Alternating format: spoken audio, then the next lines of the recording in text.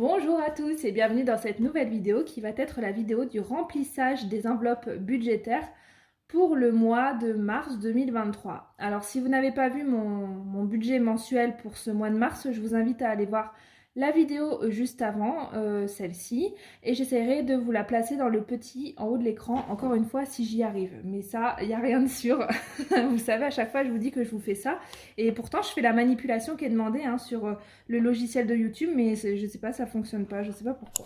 Donc j'essaierai de vous la mettre en haut dans le petit. Allez, c'est parti. Donc comment est-ce que j'avais prévu de répartir mes enveloppes sur ce mois de mars 2023?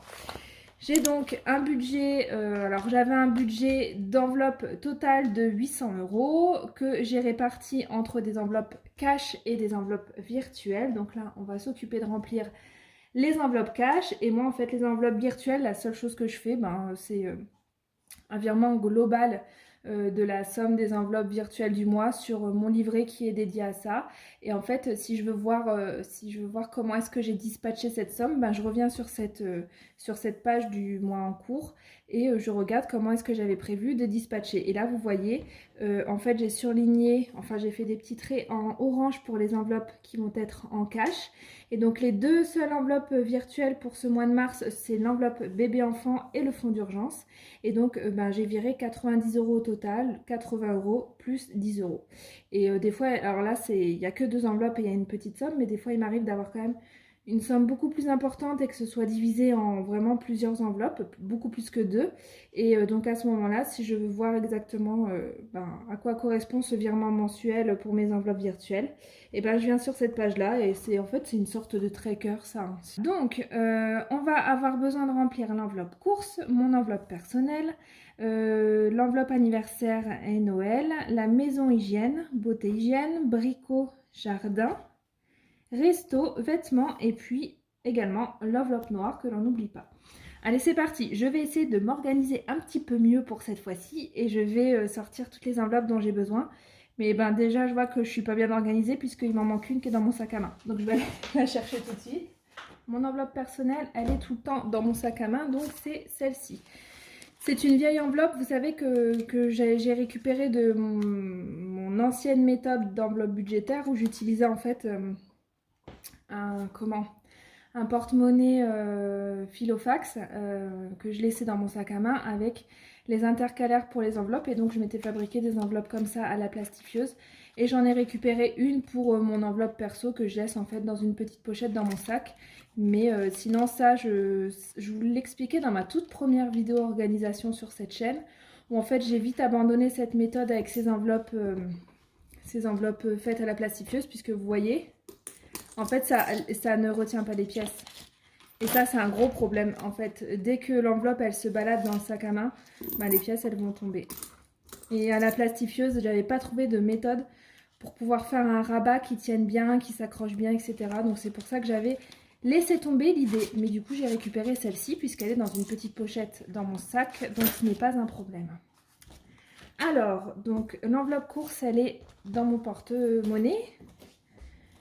L'enveloppe perso, elle est là. Ensuite, Noël et anniversaire, c'est une enveloppe transparente. Donc, pour toutes celles qui m'avaient demandé un tuto sur ces petites enveloppes que je fabrique moi-même, eh bien, le tuto est en ligne, hein. Je vous l'ai mis il y a 1 ou 2 semaines, voilà. Donc, n'hésitez pas à aller le voir. Normalement, tout est bien expliqué. Donc, vous devriez être capable de pouvoir reproduire les petites enveloppes comme ça directement chez vous et pour quelques centimes, puisque ce n'est que du matériel Action que j'utilise. Allez, on en revient à nos moutons. J'ai dit anniversaire et Noël. Elle va être dans les dernières. Voilà, elle est là. Loisirs et sport. C'est celle-ci.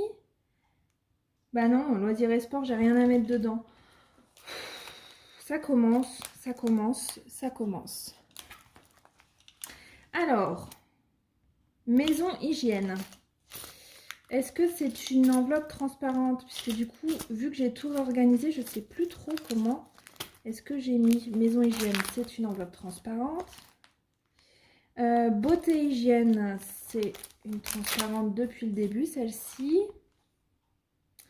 Jardin abricot, je crois que j'ai fait aussi une transparente pour celui-là. Ouais. Resto, c'est une transparente qui est tout le temps vide à la fin du mois. Celle-ci, il reste jamais un centime dedans. Et l'enveloppe voiture, c'est une enveloppe en papier. Donc, si vous vous demandez pourquoi est-ce que j'ai des enveloppes papier comme ça, ainsi que des enveloppes transparentes, c'est simplement parce que j'ai pas encore eu le temps de mettre toutes mes enveloppes papier sous forme transparente. C'est juste ça. Mais sinon, dans l'idéal, je les aurais toutes sous format transparent et dans le petit agenda rose, ce serait bien plus pratique. Donc l'enveloppe voiture, elle est ici. Et puis, je n'oublie pas non plus l'enveloppe noire. Du défi de l'enveloppe noire. Qui est là. Voilà. Allez, c'est parti, on y va. Alors, je crois que je vais d'abord commencer par les petits montants. Comme ça, je suis sûre que j'aurai la monnaie suffisante, enfin les coupures suffisantes pour remplir toutes mes enveloppes. J'ai essayé de me recadrer un peu mieux pour que vous y voyez plus clair. J'espère que ça va. Je ne sais pas pourquoi là j'arrive pas à cadrer correctement mon téléphone, j'arrive pas à le zoomer correctement, je ne sais pas ce qui se passe. Bon, c'est pas grave, j'espère que la qualité sera quand même au rendez-vous pour vous. Alors on commence donc, j'ai dit, par les petites coupures. Donc sur mon enveloppe perso, j'ai 10 €. Elle est juste ici. Hop. Et donc vous voyez, il me restait 60 €. En fait, les derniers temps, j'ai acheté beaucoup de papeterie avec mon enveloppe perso. Ça, c'est quelque chose que je m'achète beaucoup à moi. C'est de la papeterie et du coup, je ne veux pas impacter le budget familial de ce genre d'achat. Puisqu'en fait, ce n'est pas des achats essentiels ou nécessaires. Donc en fait, ça ne concerne que moi. Et si vraiment j'ai des fournitures de bureau, de maison, de bureautique, des ramettes de papier, des cartouches d'encre ou ce genre de choses qui est pour toute la famille, je vais les prendre dans l'enveloppe maison. Si jamais j'ai de la papeterie à acheter pour l'école de ma fille, je vais prendre dans leur enveloppe, bébé et enfant.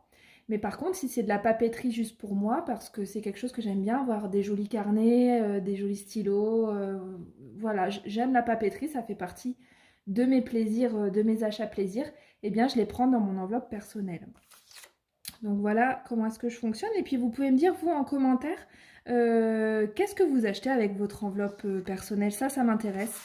Quels sont vos achats plaisir? Qu'est-ce qui vous fait plaisir? Moi, je peux aussi de temps en temps m'acheter du maquillage ou du parfum ou des cosmétiques, des trucs pour les cheveux, des trucs comme ça. J'aime bien aussi, mais en général, ce que je fais, c'est que je prends sur Vinted.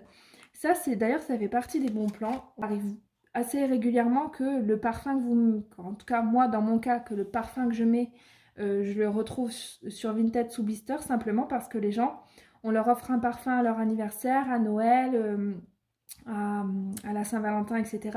Et c'est pas forcément le type de fragrance qu'ils aiment, donc ils le revendent directement sur Vinted.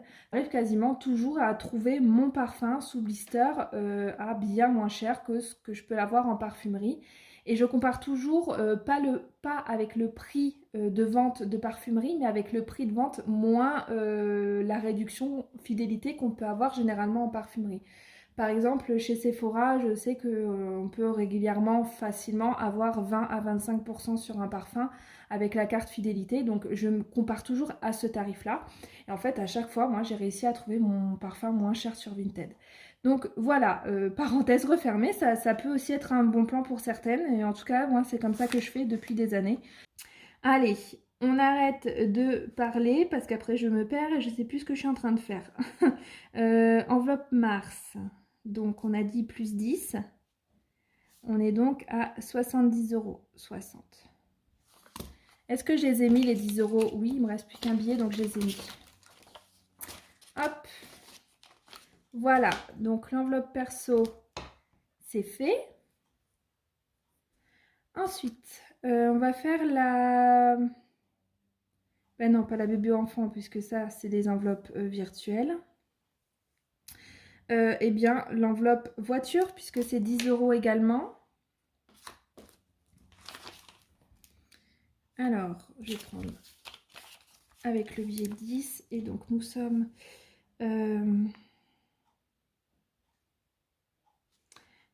nous sommes donc pour le 1er mars. Enveloppe mars. Plus 10. Et donc j'arrive à 400 € tout rond dans mon enveloppe voiture. Et il y a quelques petits billets qui vont bientôt repartir parce qu'il faut vraiment qu'on s'occupe du contrôle technique. Je crois même qu'on est en retard sur la date du contrôle technique, mais je ne veux pas le faire trop tôt parce qu'en fait on se demande si notre voiture on ne va pas la vendre. Et du coup, eh bien, si le contrôle technique je l'ai fait trop longtemps avant la vente, je vais être obligée de le refaire pour pouvoir valider la vente. Et je crois qu'il faut que le contrôle technique ait moins de 3 mois quand on vend un véhicule. Il me semble que c'est ça. Donc on attend de se décider sur ce qu'on va faire de ce véhicule avant de faire le contrôle technique. Alors oui, c'est pas bien parce que du coup on n'est pas en règle sur la voiture. Mais en fait, on l'utilise jamais, donc en fait elle roule pas. Alors c'est pas grave si le contrôle technique est un petit peu en retard. Donc 10 € voiture, c'est bon. Ensuite, on va faire Noël et anniversaire, 20 €. Il faut pas que j'oublie aussi mon enveloppe noire où du coup j'ai 30 € à mettre dedans. Donc je vais le faire tout de suite celle-ci parce que sinon je vais être embêtée au niveau de mes coupures. Je vais avoir pile poil ce qu'il faut en fait sur mes coupures. Donc enveloppe noire, 2 billets de 5, un billet de 20. Donc là ça y est, celle-ci je suis incapable de dire combien j'ai dedans. Ce sera la surprise quand je vais l'utiliser cet été, mais là ça y est, je suis perdue. Je ne sais plus ce que j'ai mis dedans, donc nickel, ça veut dire que le défi fonctionne bien.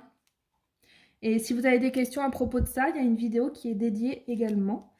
Alors, pour le mois de mars, hop, c'est fait. Ensuite, j'ai donc dit qu'on allait faire l'enveloppe Noël et anniversaire.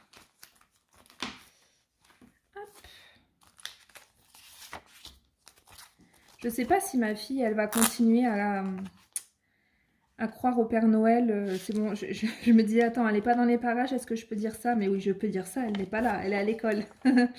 Est-ce que ma fille va continuer à croire au Père Noël cette année? J'en suis pas sûre. Déjà, la petite souris, là, elle nous a dit, mais en fait, la souris, quand même, c'est lourd pour elle, une pièce à porter. C'est quand même bizarre. Et puis elle nous a parlé aussi des cloches. Enfin chez nous à Pâques ce ne sont pas les cloches qui mettent les chocolats dans le jardin, c'est la poule au chocolat. On avait trouvé cette histoire rigolote quand elle était toute petite, du coup c'est resté là-dessus.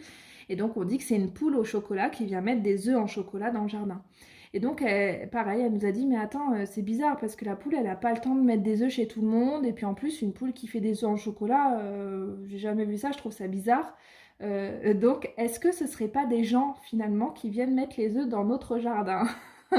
Donc, on sent qu'elle commence un petit peu à cogiter, à se dire, attends, il y a un truc bizarre. Donc, dites-moi aux enfants, vous, à partir de quel âge ils ont commencé à ne plus croire à toutes ces légendes, Père Noël, petite souris, etc. Là, ma fille, elle a 5 ans, elle va avoir 6 ans cet été, mais elle est en CP, donc elle est en primaire, et en plus, elle est dans une classe mixte où il y a des CM dans sa classe. Donc, je me demande si elle n'a pas aussi entendu quelques échos dans la cour de récré ou dans la classe avec des plus grands qu'elle. Bon, je pense que ça doit aussi influencer la chose. Mais voilà, je ne suis pas certaine qu'elle croit encore au Père Noël là pour décembre 2023. On verra. On verra, bon, on essaye de faire marcher son imagination. Quand elle nous pose des questions, on lui dit, ah bon, bah, du coup, tu crois qu'ils peuvent faire comment? Ah ouais, c'est vrai, t'as raison, c'est une bonne idée. Peut-être que ce sont des gens, je sais pas, chacun croit ce qu'il veut.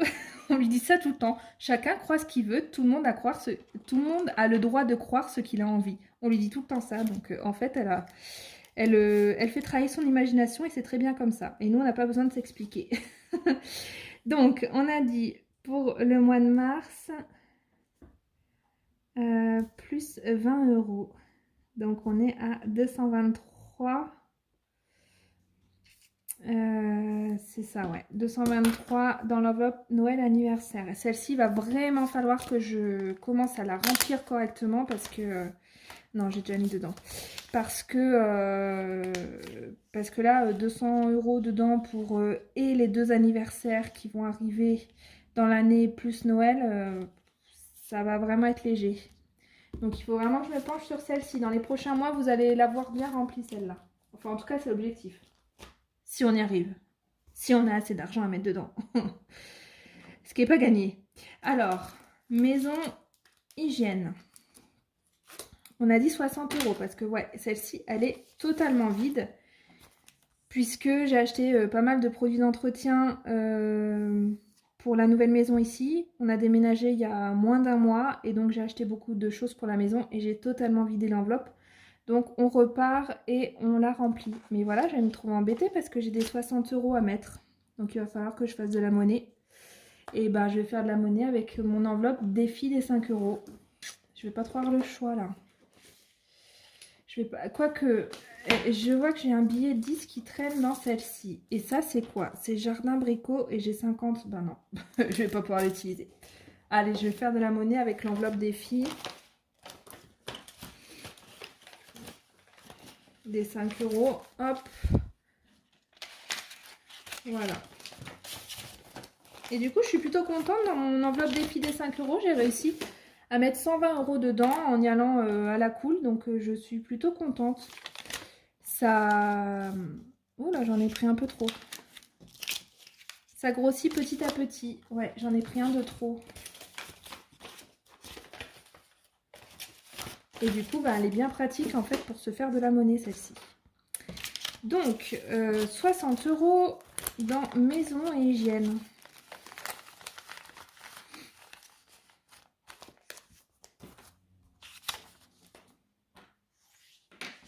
Hop. Enveloppe mars.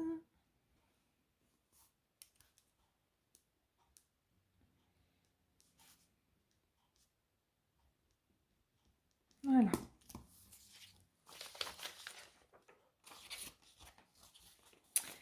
Celle-ci, c'est bon. Ensuite, on a la même chose avec beauté hygiène. Et pareil, je l'avais vidée aussi, celle-ci, ces derniers temps. Bah, en fait, non, je l'avais vidée. C'est-à-dire qu'avant, j'avais la même enveloppe pour beauté, hygiène corporelle et hygiène de la maison. Donc, bah, je l'ai vidée en achetant les produits d'entretien, comme je vous disais. Et donc, pareil, c'est 60 € sur celle-ci. Hop.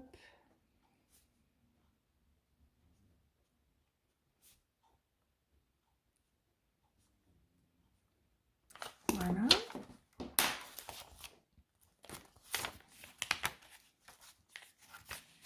Et vous pouvez me dire aussi en commentaire pour celles qui ont utilisé mon tutoriel pour faire des enveloppes transparentes comme ça. N'hésitez pas à me faire un retour, même à me mettre des petites photos sur Instagram. Ça fait toujours plaisir de voir ce genre de choses, de voir que ce qu'on vous conseille ou ce qu'on vous montre, ça vous sert et c'est réutilisé. Donc je suis bien curieuse de voir vos petites créations. Alors n'hésitez pas à me le dire et à me le montrer. Ça me fera très plaisir. Jardin Brico 50.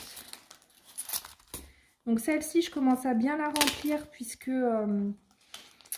il va falloir dans pas très longtemps qu'on achète tout ce qui concerne le potager. Bien que de plus en plus, je commence à me dire que ça va me prendre du temps et que j'espère que je vais avoir le temps de le faire. Puisqu'on a également, on organise tous les travaux qu'on a à faire dans la maison et ça nous prend aussi beaucoup de temps, cette histoire. Et donc le potager mis en plus, avec mon petit loulou à m'occuper parce que je suis maman au foyer, mais du coup, accessoirement, j'ai un enfant de 2 ans à m'occuper H24, hein, plus ma maison. Donc je sais pas, après je pourrais le prendre avec moi pour jardiner, mais ça peut quand même être un peu dangereux selon ce que je fais.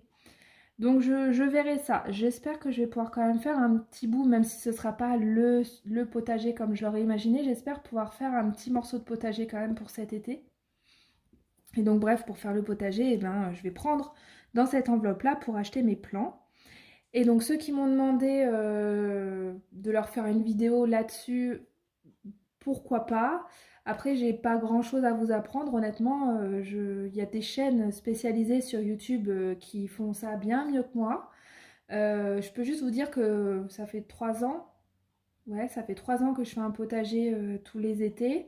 Je ne fais pas de potager en hiver parce que je n'ai pas de serre. Et donc les potagers d'été, c'est franchement pas quelque chose de compliqué. Je n'ai jamais fait de semis, j'achète des plants de tomates, fraises, courgettes, etc. Déjà fait, des bébés en fait, des bébés plantes. Et je les plante dans mon potager. Et du coup, c'est vraiment pas compliqué. Ce qu'il faut juste savoir, c'est faire les bonnes alliances entre les différents plants parce qu'il y en a certains qui supportent pas d'être à côté des autres. Il y en a d'autres, au contraire, qui se motivent les uns les autres. Il y en a d'autres qui, comment dire, qui s'entraident en fait, qui se portent les uns les autres parce que il y en a qui éloignent certains insectes, il y en a qui rejettent des nutriments pour les autres. Enfin voilà. En tout cas, dans un potager, il faut savoir qu'il y a des alliances à faire et à ne surtout pas faire. Et puis également, il y a certains plants qui ont besoin de lumière directe et d'autres ont plutôt besoin d'un terrain ombragé. Donc voilà, ce qui me semble moi le plus compliqué, c'est de s'informer au départ pour savoir où est-ce que vous allez mettre vos plants, à côté desquels et en quel endroit de votre jardin. Mais ça, une fois que c'est fait, après le potager en lui-même, franchement, enfin voilà, vous l'arrosez quand il en a besoin, vous récoltez quand c'est à maturité, c'est franchement pas compliqué. Et puis sinon, si ça peut vous servir aussi, la méthode que j'utilise, parce que j'ai pas envie de bêcher le sol, de retourner ma terre pour pouvoir planter. Ça, je l'ai fait une fois sur une année et j'ai trouvé en plus que c'était quand même beaucoup moins concluant que la méthode que j'utilise à la base.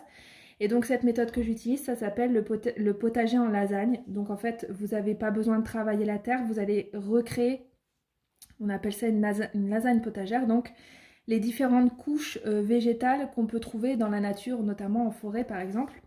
Et donc c'est pareil, vous trouvez toutes les informations sur internet, mais en gros pour faire une lasagne potagère, il faut alterner une couche de déchets entre guillemets verts, une couche de végétaux verts, de matière brune, de végétaux verts, de matière brune, etc.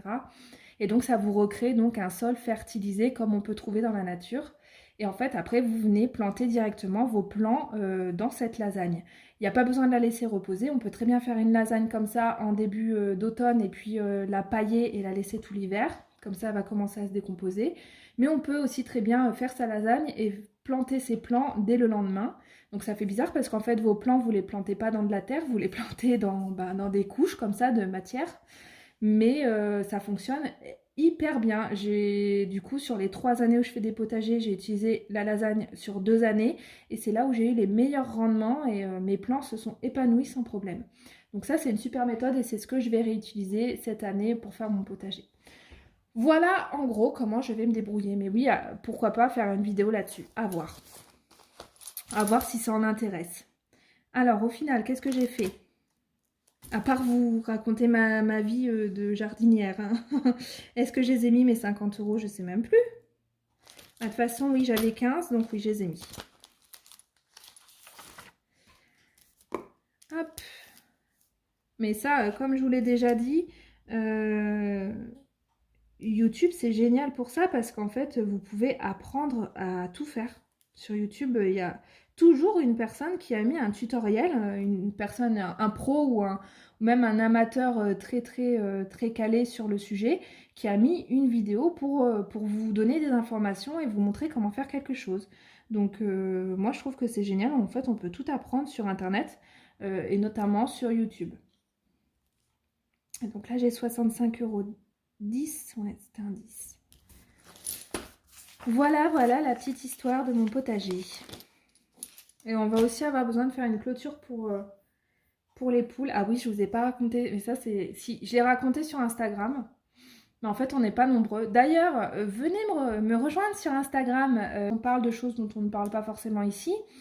Et du coup, voilà, je vous expliquais que j'ai eu une triste mésaventure quand on est arrivé ici dans cette nouvelle maison avec mes poules. Donc on a déménagé, on est parti chercher nos poules quelques jours après pendant la nuit, enfin début de soirée, vu qu'on est en hiver, la nuit tombe tôt. Et donc les poules, en fait, dès que le soleil se couche, elles vont se coucher aussi. C'est pour ça qu'on dit d'ailleurs qu'on va se coucher à l'heure des poules.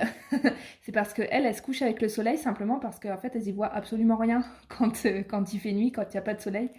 Enfin, quand le soleil commence à se coucher, elles n'y voient rien du tout. Donc le mieux pour attraper une poule, c'est d'aller l'attraper quand il n'y a plus de lumière. Donc nous sommes allés, nous avons préparé leur petit poulailler, etc. à la maison, tout confort, tout coucoune, et nous sommes allés les chercher euh, une soirée, quoi. On les a ramenés. On avait un petit peu peur parce qu'on a 2 poules ce sont des poules noires du Berry. Elles sont complètement cinglées. Elles se laissent pas toucher, pas attraper. Elles s'envolent hyper haut. Enfin, elles sont malades ces 2 poules. Mais vous allez voir en fait que finalement, heureusement, puisqu'elles ont un sacré instinct de survie. Et c'est ce qui leur a permis de survivre. Je vais vous expliquer ce qui s'est passé. Donc nous sommes allés chercher nos poules, on était plutôt contents parce que ça n'a pas été si difficile que ça et on a ramené donc nos 4 poulettes dans leur poulailler. On en a 2 qui étaient d'anciennes poules adorables qu'on venait caresser et tout à chaque fois. Dès qu'on les approchait, elles se mettaient au sol, elles se laissaient porter dans les bras, elles se laissaient caresser. Enfin, c'était vraiment des poules, limite des poules domestiques et en tout cas ma fille les aimait vraiment beaucoup. Et puis donc on a nos 2 autres poules noires du Berry qui elles sont inapprochables. Et donc, nous avons ramené nos 4 poules dans cette nouvelle maison dans le poulailler. Et le lendemain matin, mon mari sort pour aller voir si si elles étaient bien, si elles avaient trouvé la sortie du poulailler, si elles étaient tranquilles. Et donc là, il voit un gros chien, un Rottweiler, au milieu de notre jardin avec une poule dans la bouche, coupée en 2. Et quand il a essayé de l'approcher, le chien lui a grogné dessus. Donc il est vite rentré à la maison, on a essayé d'aller sonner chez le voisin, il n'était pas chez lui, donc on a été obligé d'appeler la gendarmerie pour qu'ils viennent chercher le chien, parce qu'en fait on pouvait juste pas sortir de notre maison. Et j'ose même pas imaginer si ça s'était passé un matin où je sortais avec mes 2 enfants pour aller à l'école. Vous imaginez un chien comme ça dans mon jardin que je connais pas, qui me connaît pas, et avec mes 2 enfants, enfin je n'ose même pas imaginer. Et donc la gendarmerie est arrivée, aucun des gendarmes ne voulait approcher le chien parce qu'effectivement il grognait, puis un Rottweiler c'est un chien de catégorie 2, donc c'est quand même un chien de défense.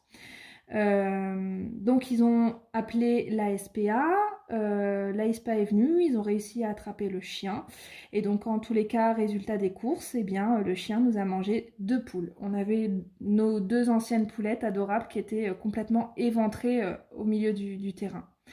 Et alors ma fille, elle a pleuré, pleuré, pleuré, elle avait peur, hein, elle avait peur qu'il y ait un chien qui vienne la manger dans son lit la nuit. Forcément, on a eu beau lui expliquer que c'était un animal, il avait un instinct de prédateur, comme notre chat qui est très gentil, mais qui quand il voit une souris ou un oiseau, il lui saute dessus, là c'est pareil. Mais forcément, elle a eu très peur, mais on a eu aussi nous-mêmes très peur, et puis dans l'histoire, on a perdu nos 2 petites poulettes qu'on aimait vraiment beaucoup. Et donc les 2 autres poules noires du Berry, elles, je pense que dès qu'elles ont vu le chien, elles ont réussi à se planquer. On a mis plusieurs heures avant de les retrouver. Elles étaient complètement sous un laurier. Enfin, effectivement, le chien ne pouvait même pas passer la tête là où elles avaient réussi à se percher. Mais tant mieux pour elles en fait, parce que finalement, leur instinct de survie, là, ça les a sauvées pour le coup. Mais voilà, bien triste nouvelle. Et puis ça s'est vraiment passé 2 jours après qu'on ait emménagé ici. Donc... Bon, on s'est arrangé avec le voisin, il a renforcé son grillage, etc., etc. Normalement, c'est le genre de choses qui ne devraient plus arriver et je l'espère vraiment. Mais nous aussi, il va falloir je pense qu'on va électrifier la clôture, comme ça on est sûr que il n'y ait plus de soucis ni avec des chiens du voisinage, mais ni d'ailleurs avec un renard, une fouine ou quoi que ce soit d'autre, parce que c'est vrai que finalement, les prédateurs des poules, il y en a beaucoup et nous, on est entouré de forêts ici, donc c'est vrai que ça pourrait aussi être un autre animal sauvage qui pourrait potentiellement rentrer chez nous. Donc voilà, tout ça pour dire que dans cette enveloppe jardin bricot, eh bien je vais aussi prendre de l'argent et pour racheter des poules, bien que le voisin va nous les rembourser, mais bon. Et pour acheter des poules et pour sécuriser, renforcer le poulailler. Voilà pour la petite histoire. Allez, j'en reviens à mes moutons. Donc les 50, je les ai mis. Et franchement, ça nous a marqué. Hein. Et encore, moi, j'ai pas voulu voir la photo des poulettes, mais mon mari m'a dit que c'était vraiment pas joli à voir. Hein. Il a été les enterrer dans le jardin et tout. Enfin, l'horreur. Quand c'est des petites bêtes comme ça, nos poulettes, on les avait depuis 3 ans. Donc vous imaginez bien, en 3 ans, ouais, c'est comme si c'était des animaux de compagnie, franchement. Hein. Ça va peut-être en faire rire certains, mais je vous assure que, une poule, vous pouvez la domestiquer. Nos poules, elles venaient, on les appelait, elles venaient vers nous, elles s'écrasaient au sol pour qu'on les prenne dans nos bras, quoi. Et qu'on les caresse. Donc c'est vrai que, ouais, c'est pas... Ouais, ce sont des choses qui arrivent malheureusement. On le sait, quand on a des poules, qu'elles ont beaucoup de prédateurs et que ça peut arriver.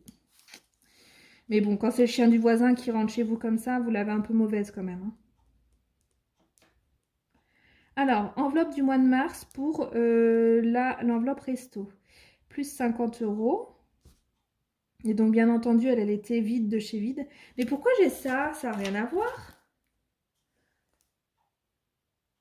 D'accord, j'ai un suivi de...